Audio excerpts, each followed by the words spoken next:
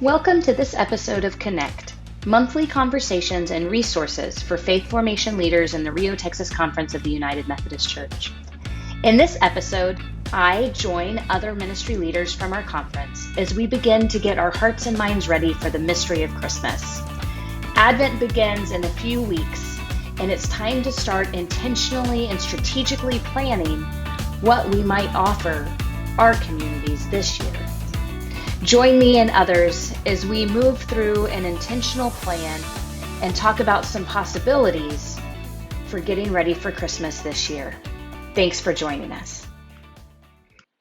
Advent begins this year in 2022 on November 27th. This Connect gathering took place in August. So that means when we're having this conversation, we have plenty of time as ministry leaders to get ready for Advent, where we will invite people in our communities and our congregations to get their hearts and minds ready for Christmas. So in some ways, today we're going to talk about getting ready to help people get ready. And so as we do this important work, I want to begin with just some time of reflection. How do you get ready for Christmas? So individually, how do you, or maybe how does your family get ready for Christmas?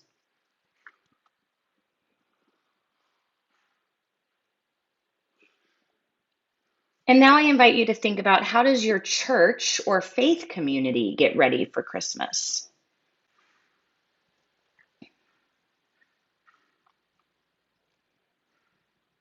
And as you think about these preparations, I wonder what will be important to include in your preparations this year.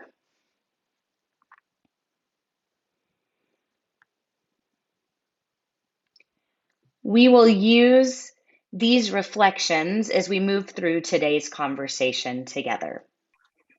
So as we consider how we not only get ourselves ready for the mystery of Christmas through the season of Advent, we're going to start thinking about, how do we get ready to get our people engaged in the season of Advent. And so that's why we do this work so early. It is August, but it's good to start thinking about this so that we have a plan as ministry leaders before Advent starts. And so we want, of course, for those of you who've journeyed with me a long time, know that we always start by preparing ourselves with our why, knowing our why we are doing something. And so my hope is those reflection questions I just shared will help us start kind of identifying, why is Advent important? I know that some congregations, some churches don't celebrate Advent. I'm guessing, since you all are here, that you celebrate Advent in some way, shape, or form, that there is a season of getting ready as we move into the Christmas season. And so as we reflect on how we get ready, it's important to also reflect on why. Why do we take the time? So some questions maybe you'll want to consider are, why do you teach Advent? Why do you teach getting ready? Why do you teach waiting? Why is that important? And along with that is another why question, which is, why do you invite members of your community to practice waiting? Why is this spiritual practice of waiting and getting ready so important? And so these are some thoughts, questions that you might want to ask of yourself, that you might want to ask if you work in a bigger ministry team. I know we've got some larger churches here. If you work with a larger ministry team of staff, or maybe you have a ministry team of laity that you plan with, you might want to start with, let's get really clear on why we do this before we plan anything. Because when we line up our ministries with the values of our community, people engage, they show up, and lives are changed. So we can really communicate well why this is important. And when that lines up with what's important to people in our communities, they show up in a completely different way. Our why helps us prayerfully plan intentional and strategic ministry. So that's where we start. And then we get to jump into the work of getting ready or planning ahead. And I like to think about this in three pieces. First, we always start by listening, especially now as people are slow to come back in some communities.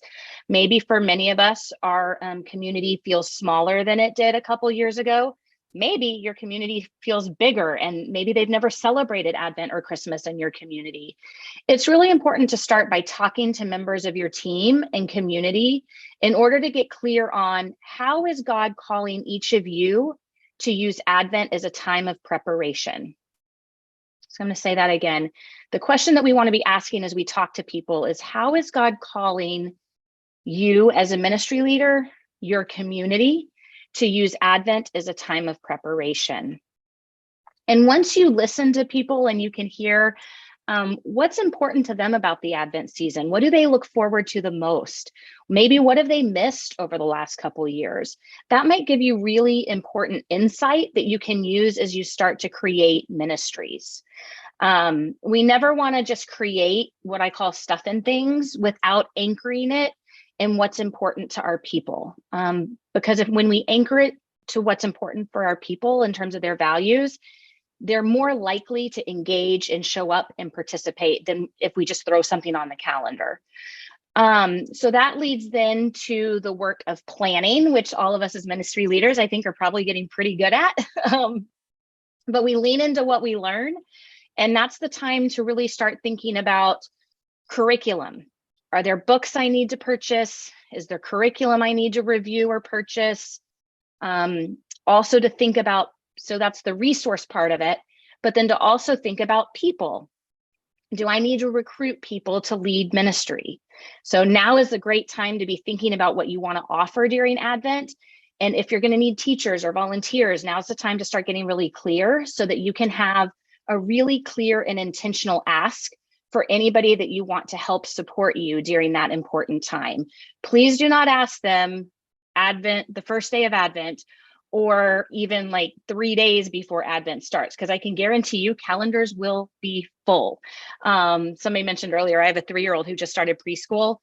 I have already blocked my entire calendar based on his school calendar. It's really crazy. So we want to make sure that if we're recruiting people, if we need people, we're asking them early and we're asking them with a really clear, this is how we would love for you to participate in the gifts that you have that contribute to what we're asking you to do. So some examples might be, do you need people to participate in a live nativity? Do you need shepherds? Do you need Mary and Joseph? Do you need a baby Jesus?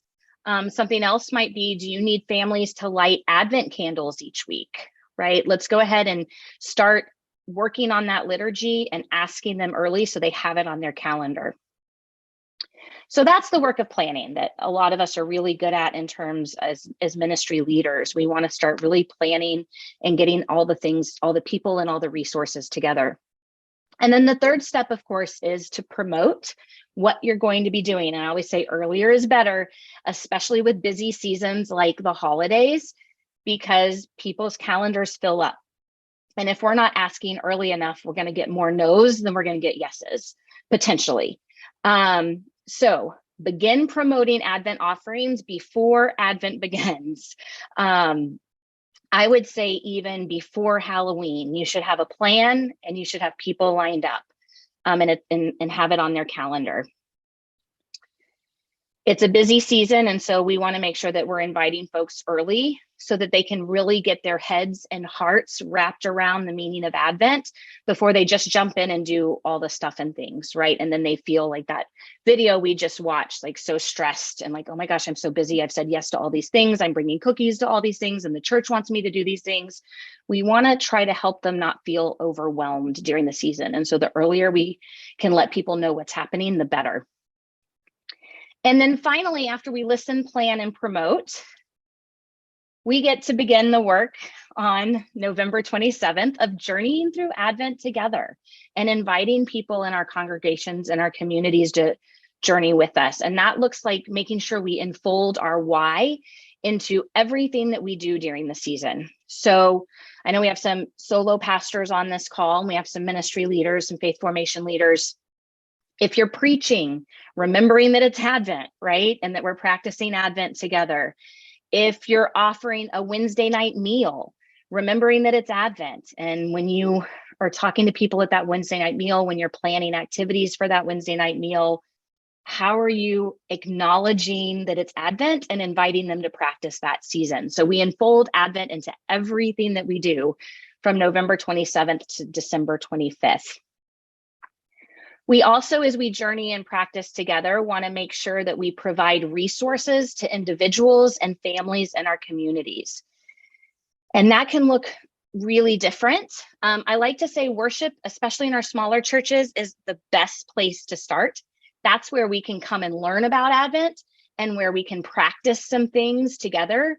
Maybe if you're doing an Advent wreath lighting liturgy, you invite families to read that liturgy. And then maybe there's a prayer that they say every Sunday that then you say, hey, you know what? You can take this prayer and say it together as a family every week. So they're learning it in worship, they're practicing it in worship. And so then it's not just another thing that they need to do, but it's something that a tool that they can take with them and incorporate into their life. So we start with worship in many places. Another thing that we might be creating, and you're going to probably talk about in your small groups, are ministry experiences, live nativities. A lot of people like to do pageants that retell the Christmas story. You might have a Advent Family Festival. You might have an Advent service project. Like, these are all experiences that you're going to create and lead for your church and for your community. And there's lots of different possibilities around those. But again, before we go creating stuff and things, we want to make sure that we're listening to our people and we know what's important to them, and we're creating ministry experiences around their values so that we can honor their time and they'll make sure to come participate in what we're doing. Then another thing that I like to include for Advent are what I call playlists. This is where you provide, and most of the time it's online, but you could do it in an email newsletter, or you could do it just on a printed newsletter, just activities for people to choose from throughout the Advent season. You can give them, here's some scriptures to read during the Advent season. Maybe here's some books to read. Here's some videos to watch. And I've got a couple good examples to show you of those. So here is a playlist that I created about, it looks like 2 years ago. And I have several of these out there, but it's a playlist for the months. It gives people of all ages, specifically in this context, families, things that they could do. There's something for them to look for. So look for candles, and there's a lot of candles during Advent and Christmas. So, and then inviting them to say a prayer every time they see a candle or every time they light a candle. Families or individuals might choose from this playlist to read the scripture together, to work on the memory verse together, or to read these recommended books together. I always give them wondering questions so that they're not just reading or listening or watching, but they're reflecting together. And then I give them activities they can choose from as they practice. So there's a breath prayer for them to practice together that maybe they do at night or whenever they're having a hard time waiting during the day.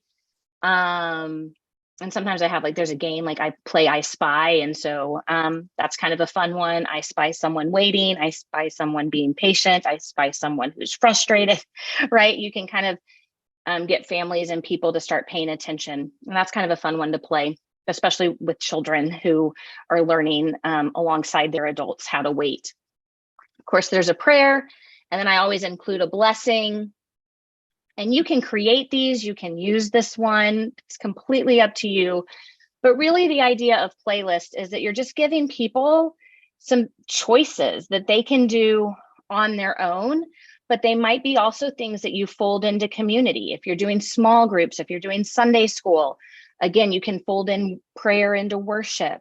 But these just are some possibilities that people can, it's kind of an Advent toolbox, if you will, that they can work through during the months.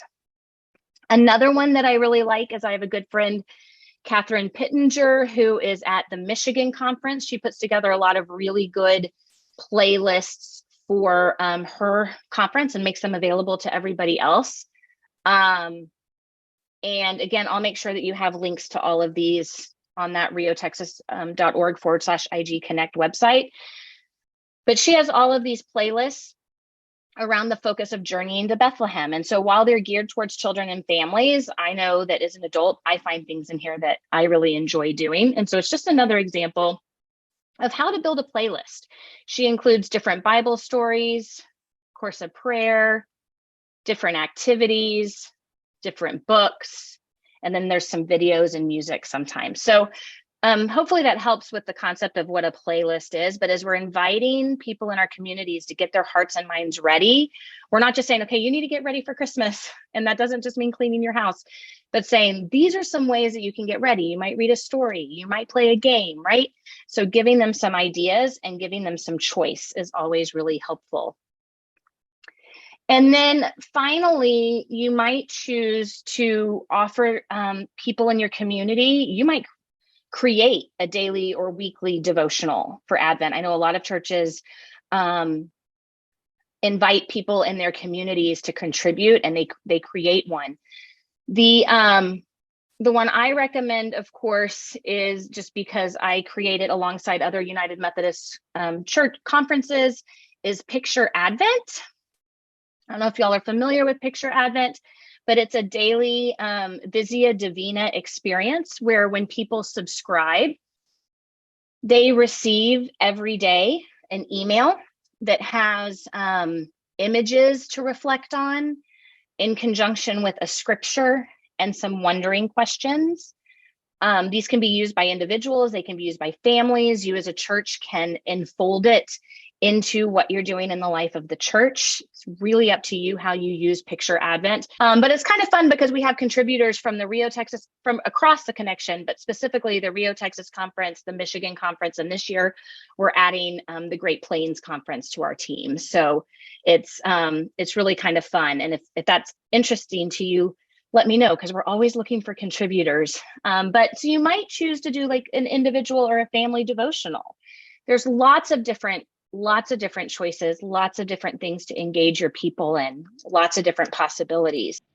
The leaders that gathered for this Connect came up with some really great ideas in their small groups and brainstorming sessions. As I receive information about these possibilities, I will make sure to put links to the details and the how-tos at riotexas.org/Advent. But here's some ideas just to get you thinking if you're listening or watching this today. First, you might choose to have something that's called an angel tree, a Christmas tree that's placed somewhere in your church or community where people can bring donations such as socks or underwear or winter clothes or books that can be dispersed in the community as needed throughout the Advent and Christmas season. We had some really good conversation about maybe a reverse Advent box or a reverse Advent calendar, where instead of every day opening a flap and receiving a toy or a piece of chocolate, what you do instead is you give, you make a donation, or you bring an item to the church to be distributed in the community, or maybe you do an act of service every day so that instead of receiving something, you're giving back during the season of Advent. That's what we call a reverse Advent box or a reverse Advent calendar. I mentioned Picture Advent earlier. We have every year a service bingo that families and individuals can participate in through the Advent season, where they choose different service activities to do together as they get ready for Christmas. You might have people of all ages participating in a nativity or a holiday parade. Christmas is on a Sunday this year, so we had fun dreaming about pajamas in the pew during Christmas. You might create specific worship experiences like a puppet show or a pageant or a specific liturgy that introduces the congregation and the community to the Christmas story. The ideas really are endless. And so I just encourage you to really reflect on what is important to your community and how you can weave that into your Advent preparations and practices. It's a great time to model and practice spiritual disciplines such as prayer, journaling, music, and singing, of course, is a big part of the Advent and Christmas season. And so I am just excited to hear what you and your communities create. And so I hope that you will share with me. You can always email me at tcampin@riotexas.org and let me know what you all are planning. I'm always happy to be a conversation partner too, as you're working out the details and trying to find the best possibility for your community this Advent season. I hope that in today's conversation, you have been able to identify some possibilities for your community. As we get ready to celebrate Advent, this is an important opportunity for us to think about all the possibilities we might plan for, offer, and include that invites the people in our communities into this holy season, but doesn't overwhelm them. We begin with our why, we plan ahead, we keep it simple, and we practice together, remembering that our goal is to help people understand and live into the season, to connect back everything we are doing to what is important to the people in our community, and to support and encourage members of our communities along the way. Thank you to all who joined this live conversation. I'm grateful for all the ideas and energy ministry leaders bring to this holy season. You can find all resources for this episode and view past and upcoming conversations at riotexas.org/IG Connect. We hope that as you listen, you have been encouraged as we look forward to getting our hearts and minds ready for the season of Advent, knowing that when we pay attention, we will meet the Christ child in those holy moments. Thanks for listening. We hope to see you at our next Connect.